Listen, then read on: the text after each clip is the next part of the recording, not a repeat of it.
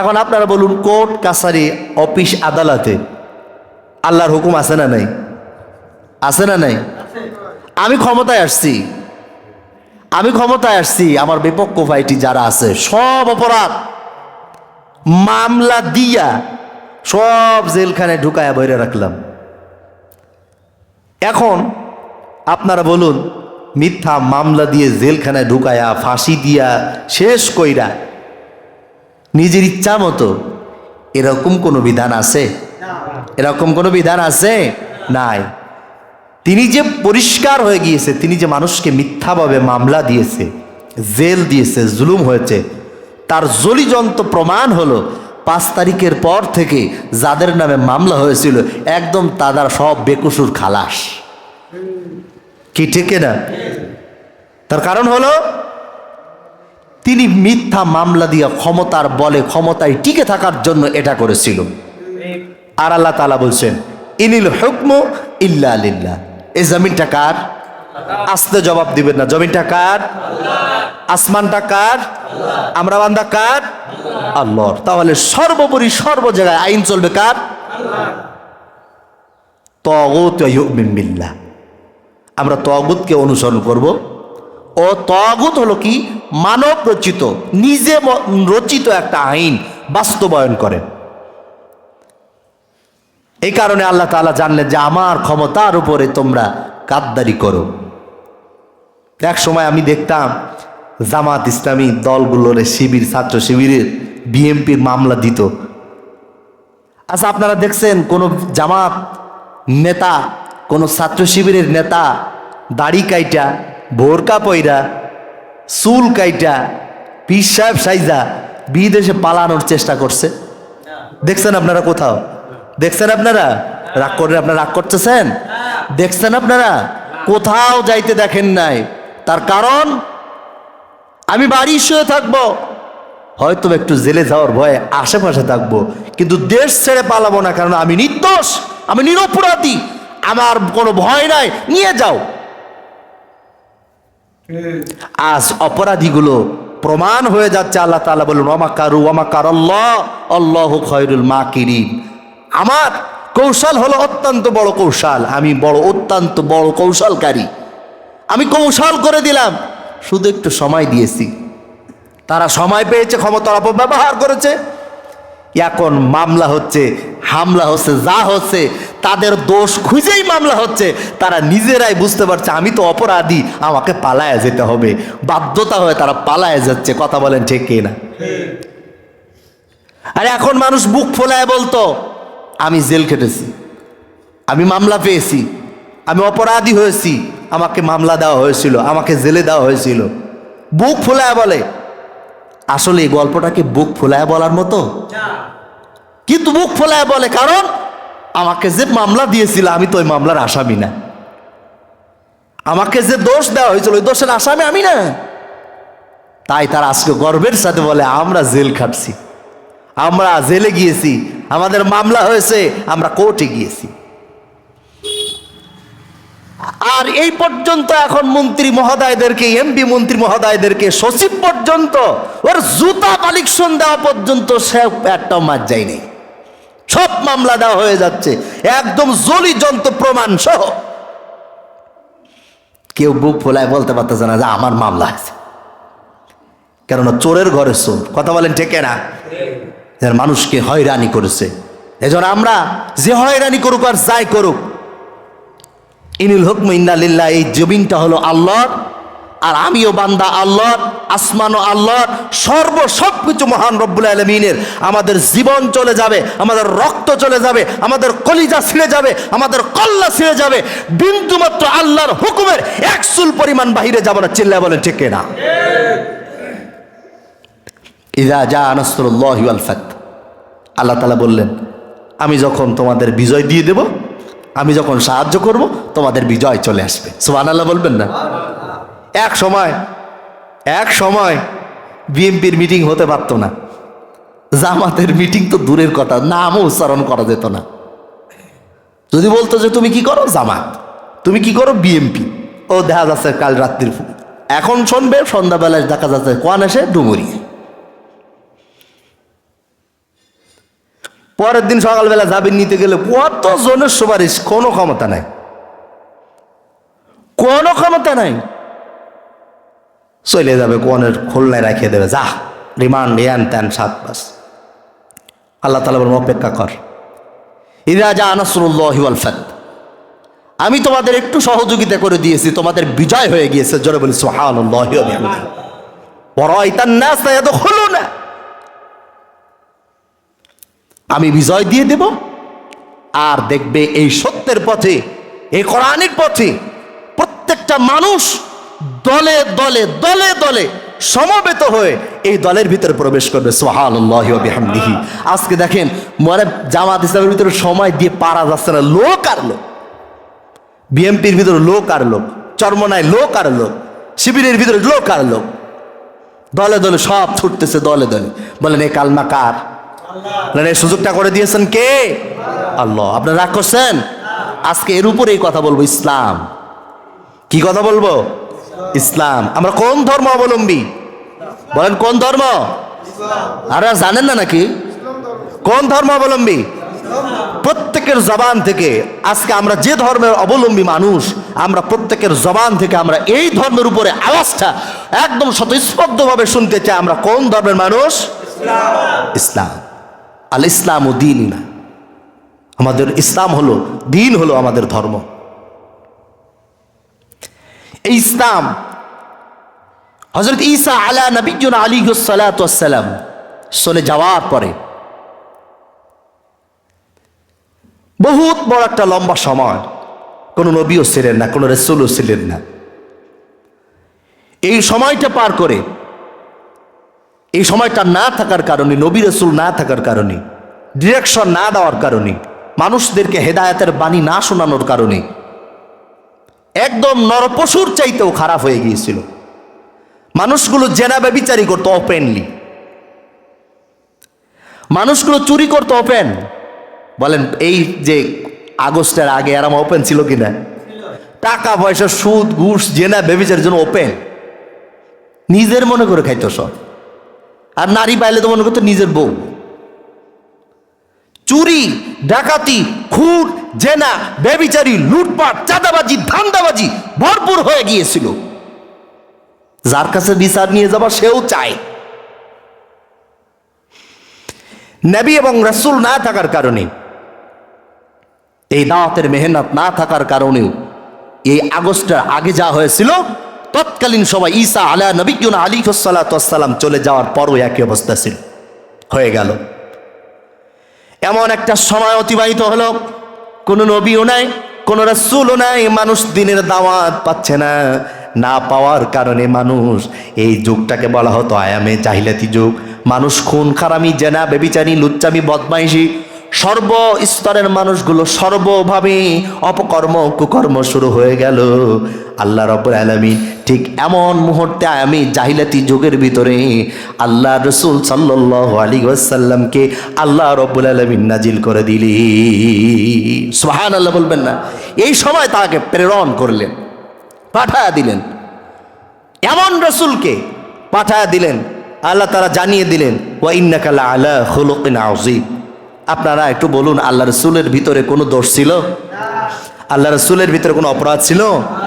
তিনি একজন ছিলেন নির্দোষ, উত্তম চরিত্রের অধিকারী। আল্লাহ তাআলা এটা জানিয়ে দিলেন যে আমি এমন একটি সময় পাঠালাম, এই জাতি সবাই অপকর্ম কুকর্মের ভিতরে, কোনো চরিত্র গ্যারান্টি নেই। আমি ওই টাইমে সার্টিফিকেট পালা এক রাসূল প্রেরণ করলাম। সুবহানাল্লাহ বলবেন না? রাসূলুল্লাহ সাল্লাল্লাহু আলাইহি ওয়াসাল্লামকে প্রেরণ করলেন। আল্লাহ রাসূল মেহনত করলেন, ইসলামের প্রচার প্রসার ঘটাইলেন। এখন আসুন, আল্লাহ রাসূল সাল্লাল্লাহু আলাইহি ওয়াসাল্লাম ইসলামের প্রচার করলেন। এখন আমরা সবাই জানি আমরা ইসলাম ধর্ম অবলম্বী মানুষ। অনেকের কাছে প্রশ্ন করলে যদি বলি ইসলাম শব্দের অর্থটা কি, একজনও বলতে পারবে না, এমন লোক এখানে আছে। ইসলাম শব্দের অর্থটা কি? আমি বলি ইসলাম, ইসলাম আমার ধর্ম, ইসলাম আমার কর্ম, ইসলাম আমার জীবন বিধান, ইসলাম আমার রাষ্ট্রীয় বিধান হতে হবে। এখন এই ইসলাম সম্পর্কে যদি প্রশ্ন করি ইসলাম মানেটা কি, কেউ বলতে পারবে না। পারবেন আপনারা বলতে? ইসলাম মানে কি? ইসলাম অর্থ হলো আত্মসমর্পণ করা। ইসলাম অর্থ হলো কি? আত্মসমর্পণ করা। আত্মসমর্পণ করা কার কাছে? যেমন চুরি করে মানুষ চুরি হয়ে যায়, চুরি করার পরে দেখা যায় যে মামলা হয়ে গিয়েছে, ওয়ারেন্ট হয়ে গিয়েছে, এখন দেখা যায় বাঁচার কোনো সুযোগ নেই, ওসি সাহেবের কাছে যাইয়া আত্মসমর্পণ করে, আমি অপরাধী, আত্মসমর্পণ করলাম, আমাকে শাস্তি দাও। এই আত্মসমর্পণ করা। তাহলে বান্দার জন্য এখানে বললেন ইসলাম দিয়ে দিলাম, অর্থাৎ প্রত্যেকে আত্মসমর্পণ করব। তিনি কে? আল্লাহ। এমন স্রষ্টার কাছে। তাবারাকাল্লাযী বিয়াদিহিল মুলকু ওয়া হুয়া আলা কুল্লি শাইইন কাদির। এমন স্রষ্টা যিনি উত্তম থেকে উত্তম, আরো শক্তিশালী থেকে শক্তিশালী। এই রবের সাথে, এই রবের কাছে তোমাদেরকে আত্মসমর্পণ করতে বলছি। তাহলে আমরা সবাই আত্মসমর্পণ করব কার কাছে?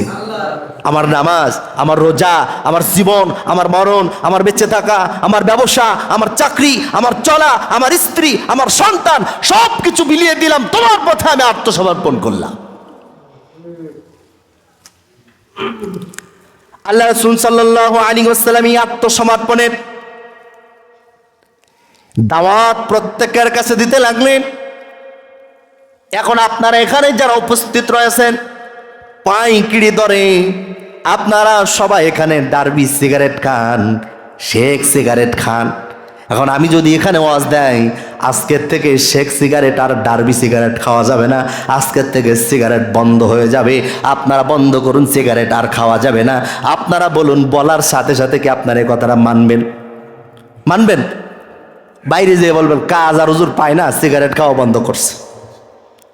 আল্লাহ রাসূল যখন বললেন, ওই আয়ামে জাহিলাতি যুগে এসে যখন বললেন চুরি করা আর চলবে না, অনুরূপ ভাবে তারাও বলতে লাগলো, খাচ্ছিলাম একটু চুরি করে, কি রাজা আসলো আবার চুরি বন্ধ হয়ে যাচ্ছে।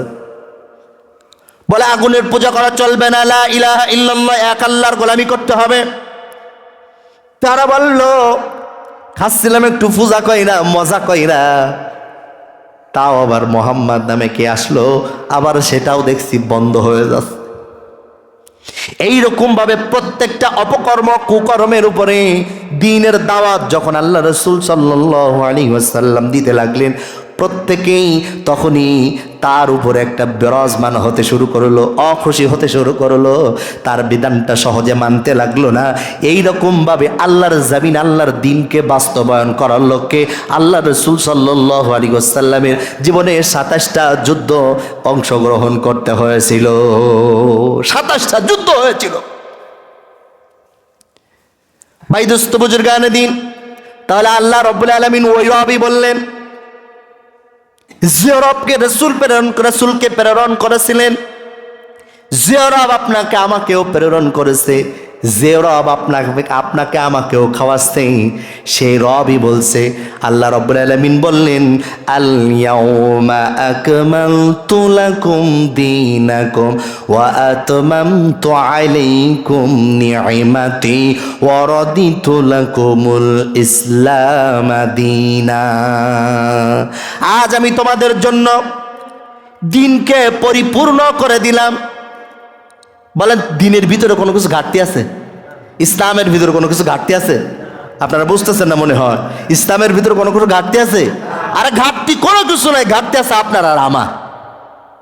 ঘাটতি কোনো কিছু তো নাই। আপনি ইসলামের ভিতরে এসে দেখেন, প্রত্যেকটা সেক্টরে সেক্টরে প্রত্যেকটা জায়গায় মানবেন শান্তি আর শান্তি।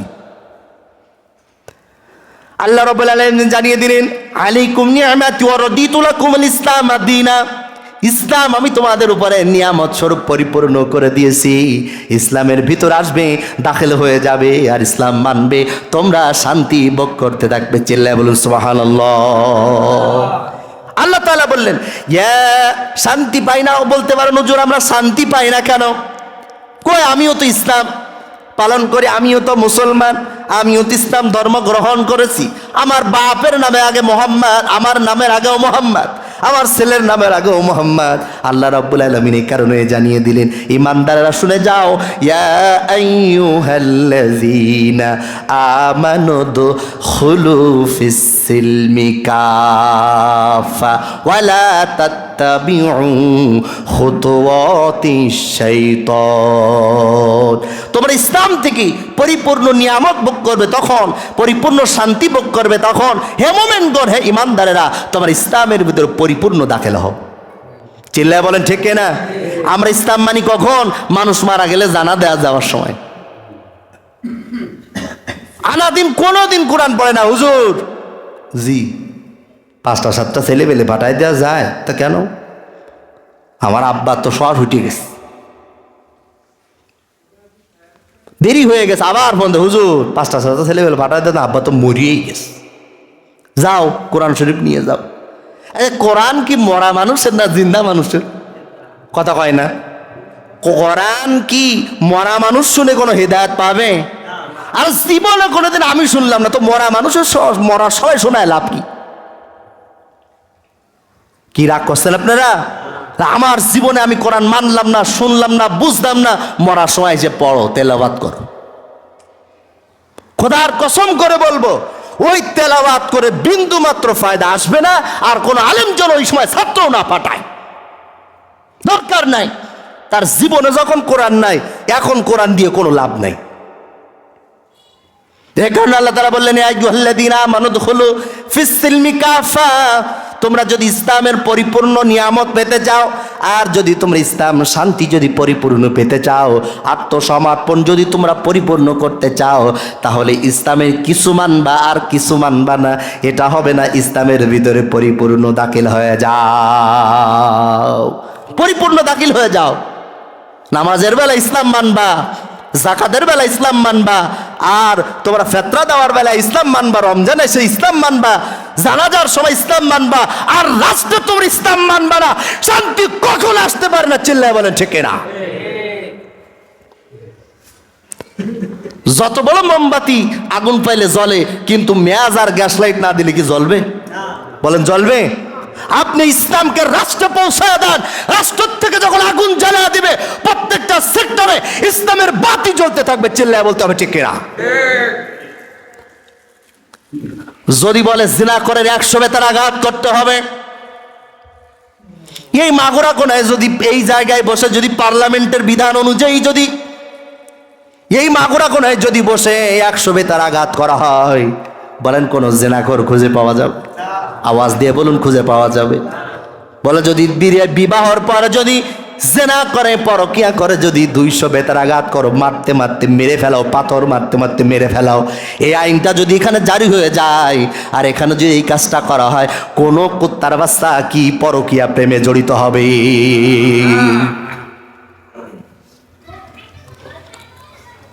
পিটায়া পিটায়া ইফটিসিং এর মামলা দিয়া কোনো কাজ হবে না। কোরআনের রাজ কায়েম করে দেন, ইসলাম পার্লামেন্টে পৌঁছায় দেন। ইসলামের ফয়সালা যখন আসবে, সকালবেলা দাওয়াত দেওয়া লাগবে না, এমনিতেই দেখবেন সব আজান হলে নামাজে চলে আসবে। চিল্লায় বলেন ঠিক কিনা? আমার আব্বা একদিন আলোচনা করতেছিলাম মসজিদে, আমাদের মসজিদে আমার আব্বা একদিন করছে, শোনো একটা কথা শুনে যাও, তোমার তো তখন বয়স হয়েছিল না, তুমি বলবা এরশাদের আমলে মহিলা মানুষ পাইলেই তার কালকাতরা লাগাই দিত। আচ্ছা, আসলে কি সত্য কথা? আসলে সত্য কথা? হ্যাঁ, কি একজন করছেন, অনেকে জানে না, বয়স হয়নি আপনাদের নাকি? এরকম সিস্টেম ছিল কিনা? তাহলে পার্লামেন্ট থেকে যদি এরকম বলা হয়, পেট বাইর করলে পিঠ কালো করে দেবো, কোন মহিলা সুখনগর বাজারে পেট পিঠ খালি করে যাবে? রাগ করলেন আপনারা? চিন্তা করতেছেন আমার বউ কি করে যাবেন এইবার?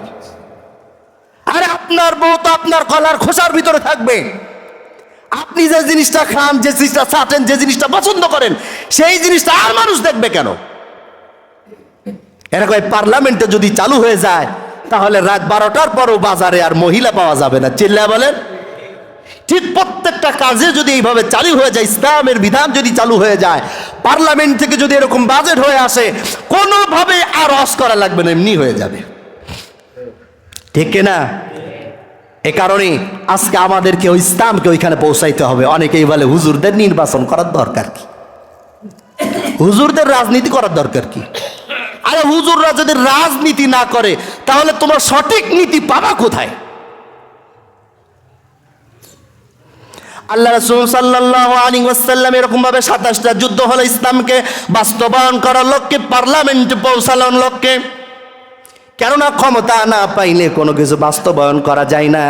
এই কারণে আল্লাহ রসুল বাস্তবায়ন হয়েছিল তখনই আল্লাহ রসুল যখন ক্ষমতার চেয়ারে বসেছিলেন। এই কারণে বারবার যুদ্ধ হয়েছে।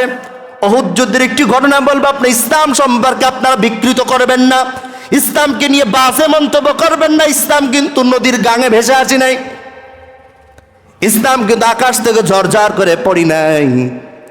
ইসলাম বড় মারমান্তিক রক্তের ভিতর দিয়ে ইসলাম কাড়া হয়েছে। উহুদ যুদ্ধের একটি ঘটনা, মুসআব ইবনে উমাইর রাদিয়াল্লাহু তাআলা আনহু অসংখ্য সাহাবী শহীদ হয়েছিল।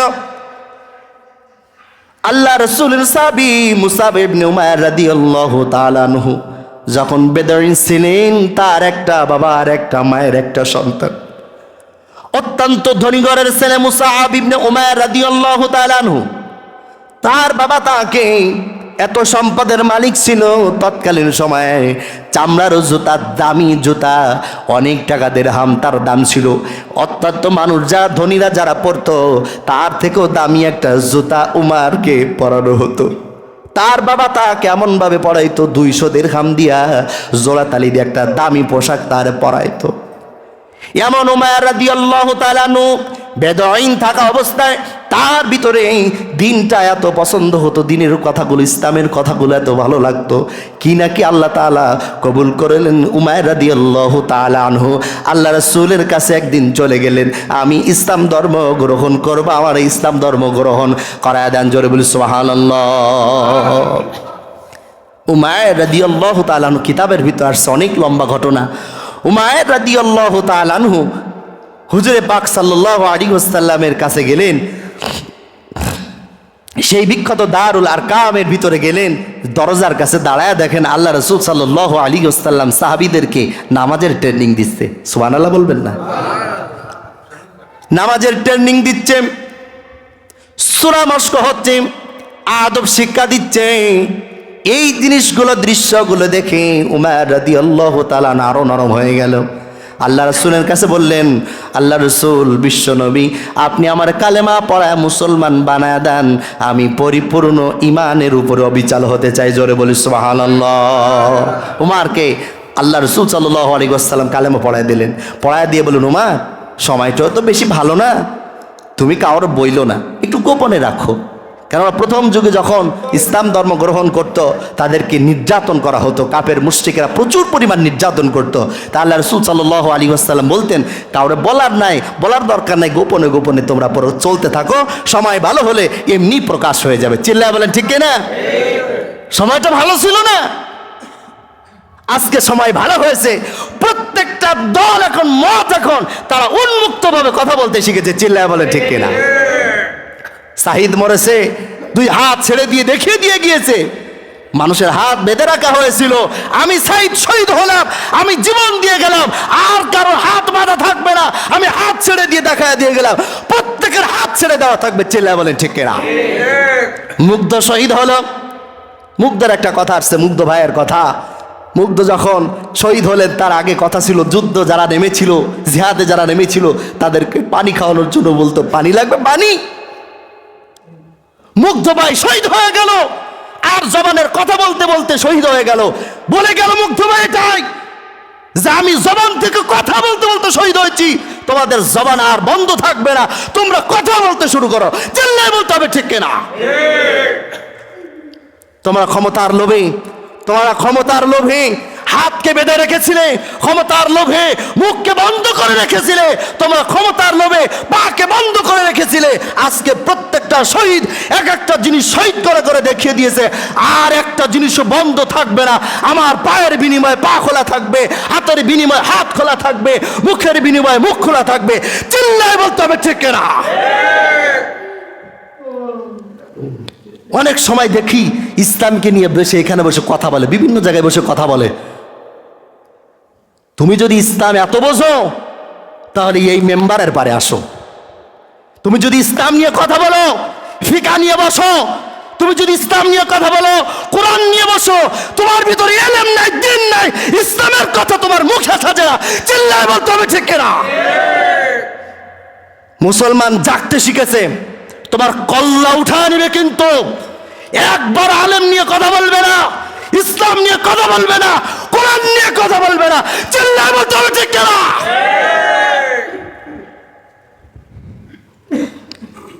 প্রস্তাব করে কুলুপ নেয় না, প্রস্তাব করে কুলুপ নেয় না, বাথরুমে যায় কুলুপ নেয় না, বাড়া টানে সব সময়। সে আবার বলে ইসলামের বিরুদ্ধে কথা। এই রকম বদমাইশদের পায়তারা করার সুযোগ আর দেওয়া হবে না। রাগ করছেন আপনারা? আরে জাগতে হবে, বাঘের বাচ্চা আমরা, বাঘের জাতি, বাঘের বাচ্চা। উমাইয়া রাদিয়াল্লাহু তাআলা ইসলাম ধর্ম গ্রহণ করলেন। ইসলাম যার ভিতরে আছে তার ভিতরে জজবা কার? আওয়াজ দিয়ে বলুন, জজবা কার? আপনারা ঘুম পড়তেছেন নি? জজবা কার? উমরে ফারুক রাদিয়াল্লাহু তাআলা ইসলাম ধর্ম গ্রহণ করেছিলেন আর বলেছেন লিল্লাহি তাকবীর। কে আসো, কে আসো তোমরা দুশমনেরা, আমার তরবারির সামনে আসো, আমি ইসলাম ধর্ম গ্রহণ করেছি, তোমাদেরকে শেষ করেই ছাড়বো। সুবহানাল্লাহি ওয়া বিহামদিহি। উমাইয়া রাদিয়াল্লাহু তাআলা ইসলাম ধর্ম গ্রহণ করলেন, গোপন করতে বললেন, তারপরও ঈমানের জজবায় সে আর গোপন করতে পারলেন। উমাইয়া রাদিয়াল্লাহু তাআলা আনহু ইসলাম ধর্ম গ্রহণ করলেন। এমন ভাবে তাকে ইসলাম ধর্ম গ্রহণ করে গোপন থাকতে থাকতে মুনাফিকের কারণে তার মায়ের কাছে আর বাবার কাছে সংবাদটা পৌঁছায়।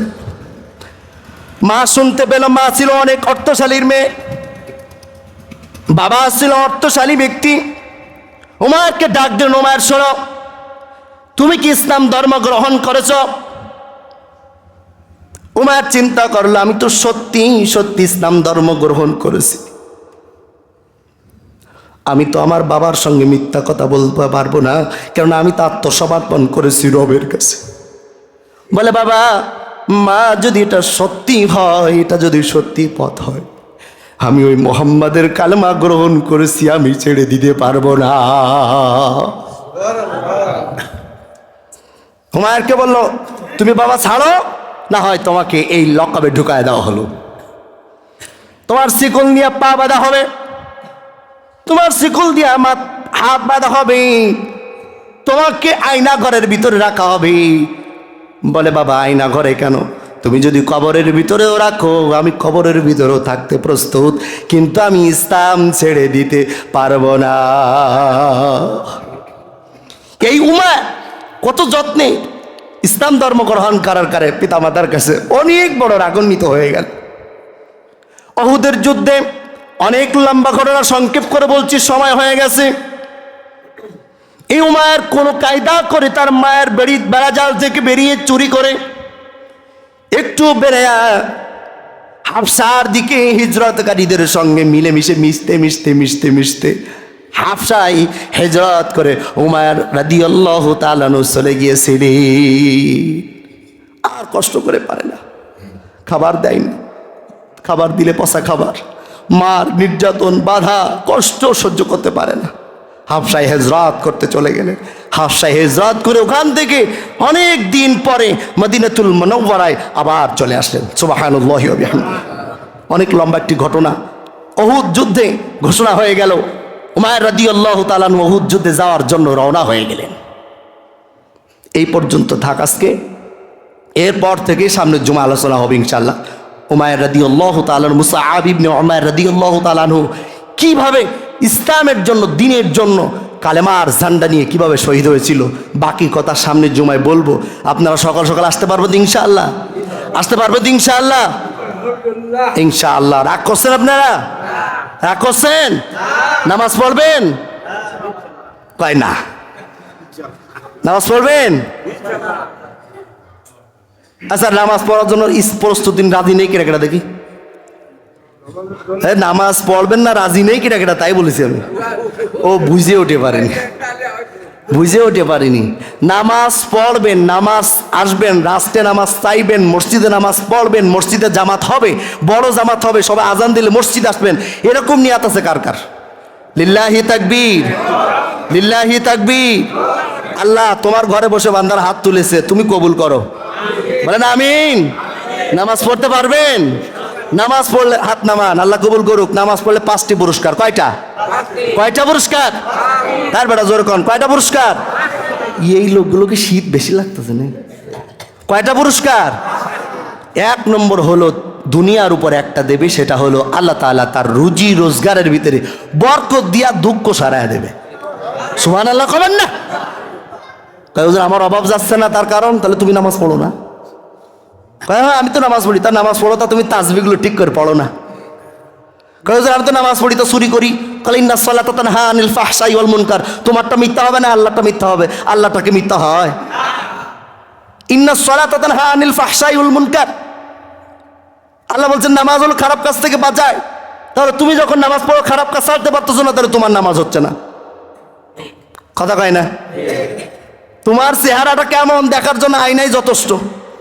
তুমি ঘরের মধ্যে বসে দেখো তোমার মুখে কোথায় কোন এক জায়গায় তিল আছে, কোন জায়গায় বরুণ আছে, আয়নাই যথেষ্ট। তোমার নামাজ হচ্ছে কি না হচ্ছে পরীক্ষা করার জন্য তুমি নিজেই যথেষ্ট। এটা ঠিক বলবেন নাকি না? এজন্য ভাই আমরা নামাজ সহিভাবে সঠিকভাবে পড়তে পারবো তো ইনশাআল্লাহ? পারবো তো ইনশাআল্লাহ? ওই যে ঘটনা কিন্তু রেখে দিয়েছি, সামনে জুমায় বলবো ইনশাআল্লাহ। আল্লাহ তাআলা আমাদের সকলকে আমল করার তৌফিক দান করুক, আমিন। আখিরি